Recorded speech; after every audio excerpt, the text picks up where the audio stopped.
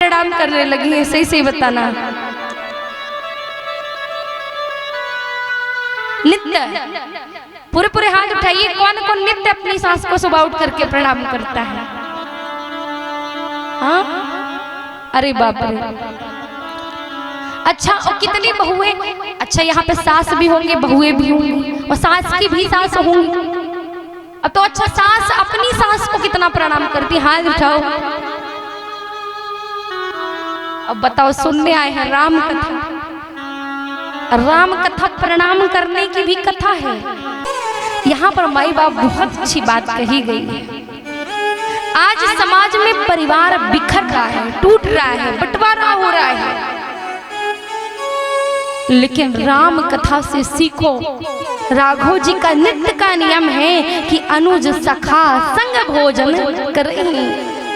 बिना अपने भाइयों के कभी भोजन नहीं किए, एक ही थाली में भोजन किए हैं। और एक काम यदि 22 साल 23 साल 25 साल तक ही किया जाए तो फिर क्या कभी वो उससे अलग हो सकता है?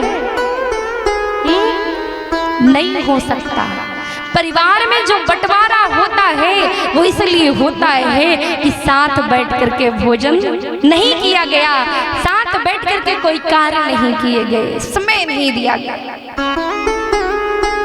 बात सही है कि नहीं? हाँ, बेटा का जब माताएं विवाह करती हैं, कल तक बेटा माता के साथ खाता था और माता ही थाली लेकर के जाती, बहू के साथ खा लेना। अच्छा, बहू के साथ ही खाना है तो फिर माँ के साथ कौन खाएगा? और बाद में माताएं रोती हैं। बेटे से ये बोलो ना, हम तुम और बहू साथ में बैठ करके खाएंगे, वो बेटा कभी घर से अलग नहीं होगा। पर पहले खुद ही बढ़ावा दो और बाद में रो। प्रेम से बोलिए जय श्री राम। ये राम कथा है। धीरे धीरे भगवान ने सोचा कि मेरी ये सब लीलाएं बाल की बढ़ गई हैं, और इधर बैठे विश्वामित्र जी तप कर रहे थे। विश्वामित्र जी देख रहे हैं कि मैं अपना राज्य पाट सब कुछ वैभव धन संपत्ति छोड़ करके, यहाँ तक कि मैंने क्षत्रिय धर्म भी छोड़ दिया, ब्रह्मवर्ती को अपना लिया और यज्ञ करने आ गया। पर ना तो यज्ञ पूर्ण हुआ और ना भगवान मिले जिसके लिए मैंने सब कुछ छोड़ा। और वो कहाँ गया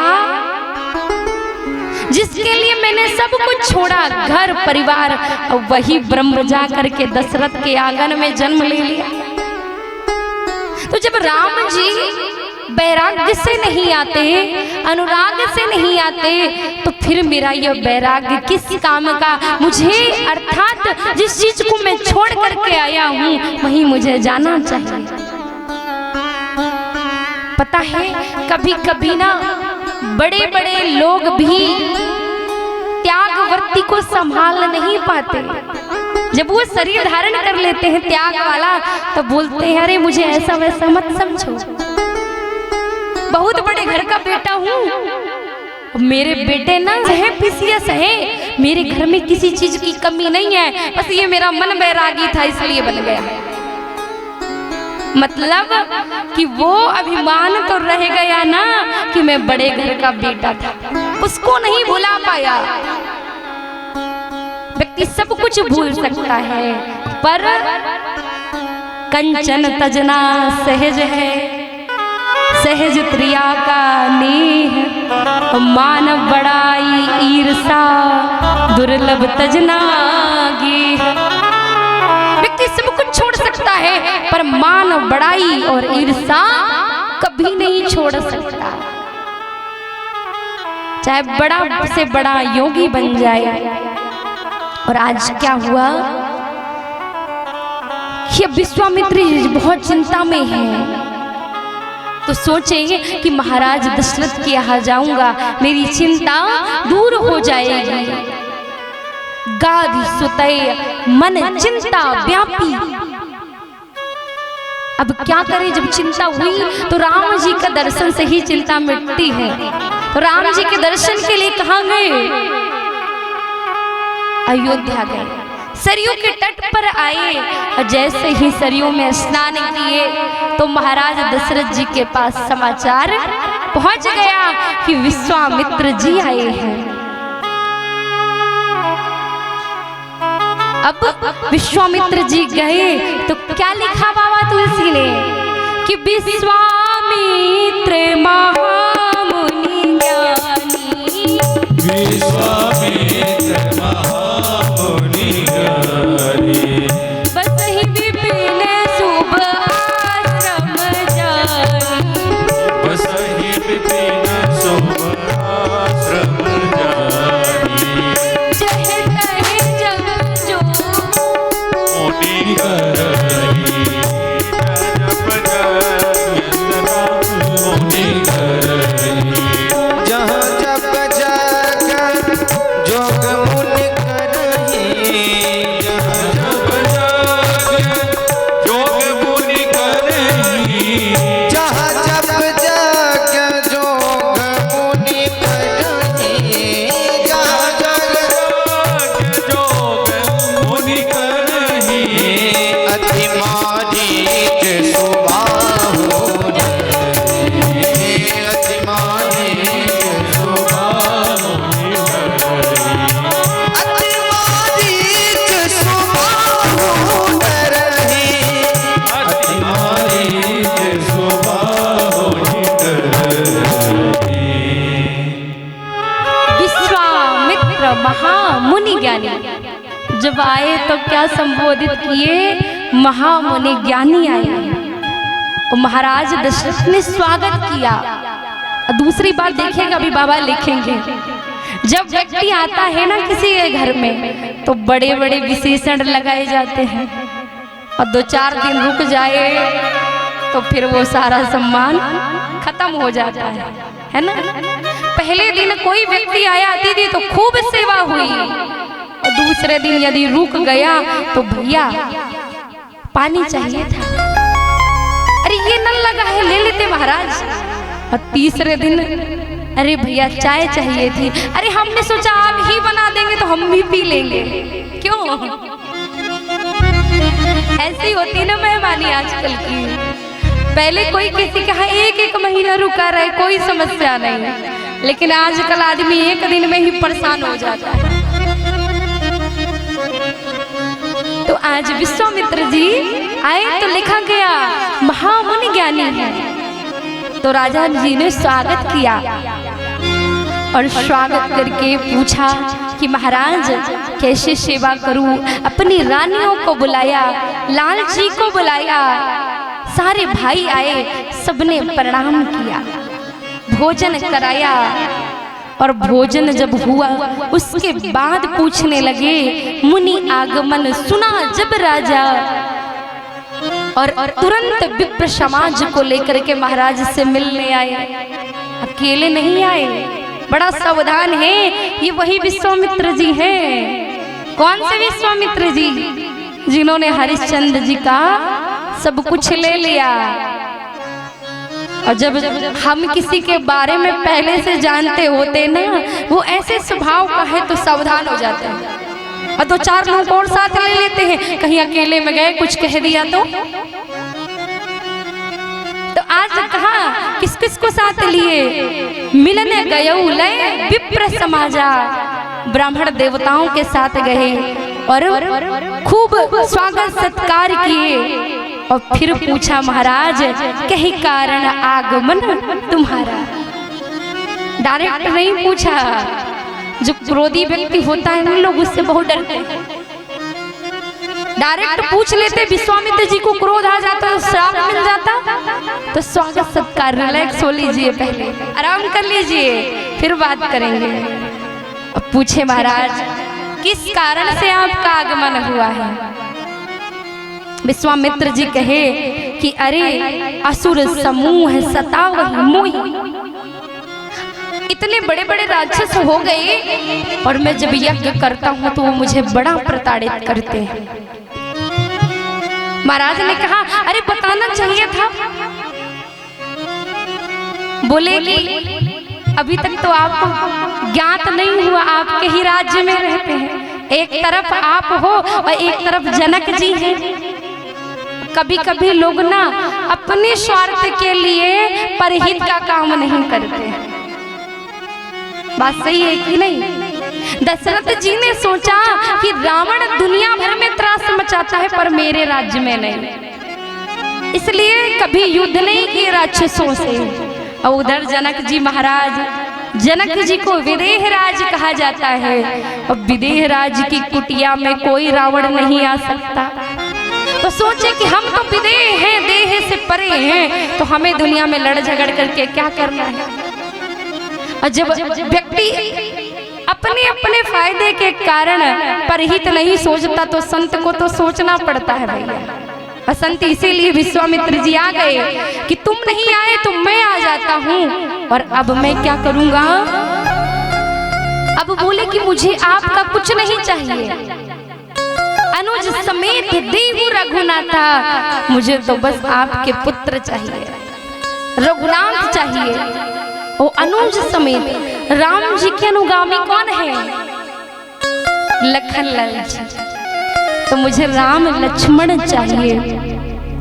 निश्चर बद में हों सन था।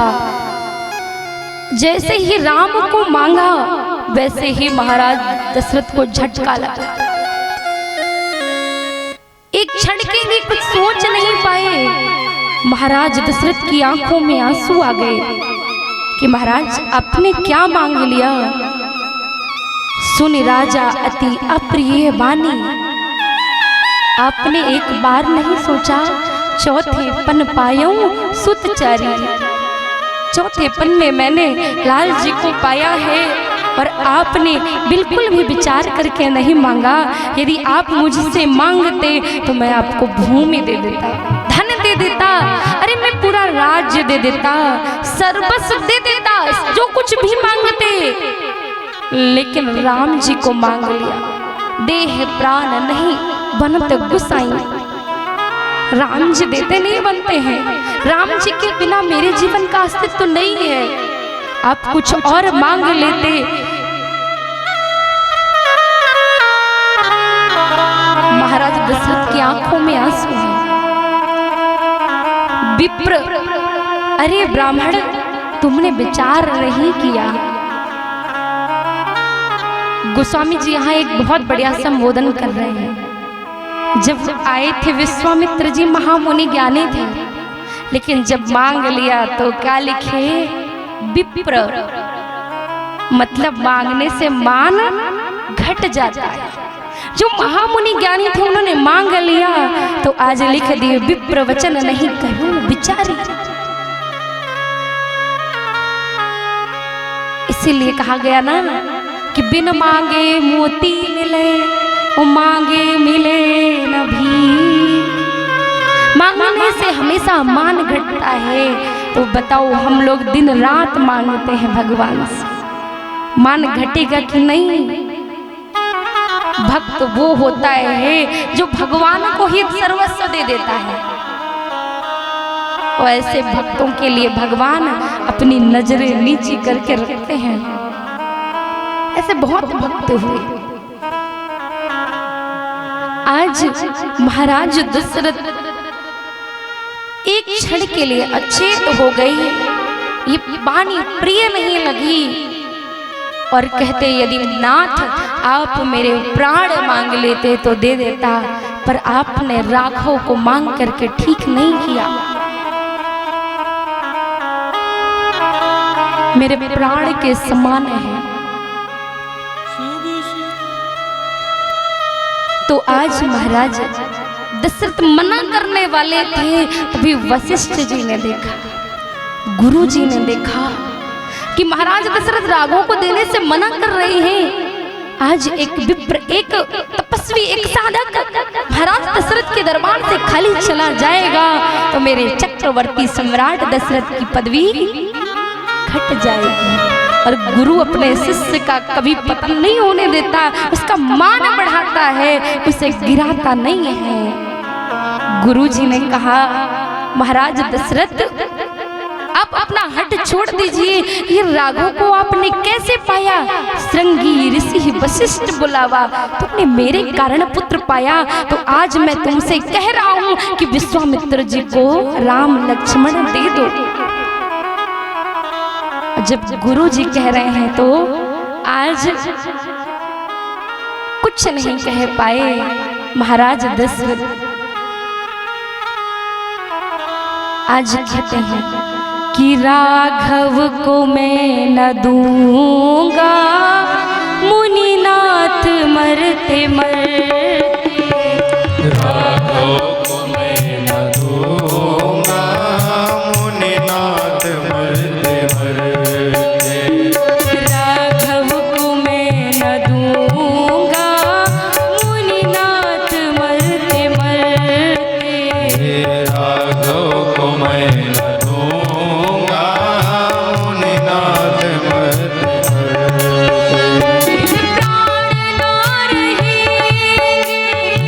मेरे प्राण ना रहे, दान करते करते। राघव को मैं न दूंगा, मुनिनाथ मरते मरते। राघव को मैं न दूंगा, मुनिनाथ मरते मरते।